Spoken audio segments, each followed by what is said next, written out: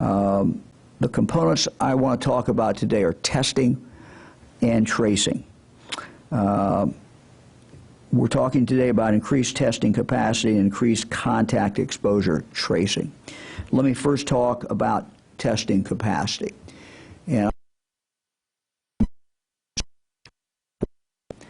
the importance of getting more testing in Ohio. We have some very good news that I want to share with all of you today about testing. And then I want to talk about why that is really so very important. Ohio, like other parts of the country, has experienced some shortages in testing. We've not been able to have as robust testing as we wanted. This has been due to a number of reasons. Two of those are the following. One is not having enough swabs, so when the test is actually taken from the person. And two is that the laboratory did not have enough reagent and access to reagent.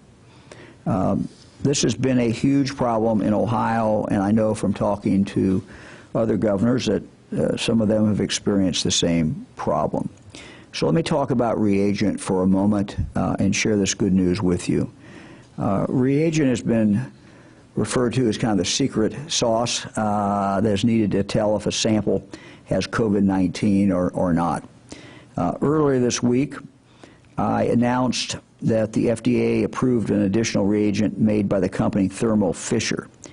That came after I had a conversation with the Vice President Pence, and also after I had a conversation with the folks from FDA.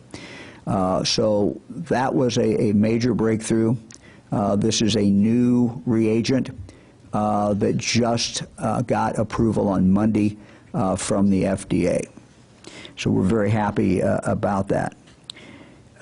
You'll recall earlier in this week that I announced that I had asked former Governor Celeste and former Governor Taft to head up a group to really do everything that they could to expand testing in the state of Ohio. They have been very successful in a very short period of time, and a lot of things came together, and so I want to thank them. I want to thank them for what they did, but I also want to thank our team who worked with them. And I know the two governors were on calls very, very late at night for several nights this week and really did an amazing job. Governor Taft, Governor Celeste this week had a major breakthrough working with Thermo Fisher. That will really substantially expand our testing capacity in Ohio. After their work, I had a direct conversation with Thermo Fisher CEO Mark Casper, and we now have an agreement with this company. This is an exciting new partnership, and we look forward to working with the Thermo Fisher team. And by the way, they have 1,500 employees in the state of Ohio. So while their headquarters is not based here, we consider them an Ohio company, and we're very happy about this agreement. And I'll talk in a moment about what that's going to mean, but I also want now to talk about the other challenge we faced, and that is at the other end of this, at the beginning, and that is the necessity to have swabs, and swabs that are the special kind of swabs that are needed to take the sample from the patient. We have experienced a shortage of swabs in Ohio, and really what we've been able to do is to come up with an Ohio solution to this. Ohioans, once again, are stepping up, and I want to share this with you. As a result of collaborative efforts through the Ohio Manufacturing Alliance to fight COVID-19, Rowe Dental Laboratory in Cleveland will manufacture up to 1 million swabs to support our testing efforts. Rowe Dental Laboratory usually produces dental restorations such as crowns, dentures, and dental surgical guides. The Manufacturing Alliance helped Rowe Dental secure the specifications to manufacture swabs, and they got that from Formlabs, a 3D printing company in Toledo. Formlabs was the original production partner of Ohio State and Battelle for swabs. However, given our significant demand, more swabs are needed and were needed. That's where Rodental comes in. They're the newest partner with the Manufacturing Alliance to help us meet our need. Rowe has invested in more than 36 additional 3D printers, nearly doubling its fleet, and will bring nearly 100 employees back to work to produce swabs around the clock, all the while practicing good, safe distancing. That is great news. So I want to thank B.J. Kowalski, president of Rodental, for providing these much-needed supplies for their fellow Ohioans. Because of their efforts and others, Ohio will be producing 1 million swabs in the coming weeks. Public-private partnerships like this represent how, here in Ohio, we are, in fact, all in this together.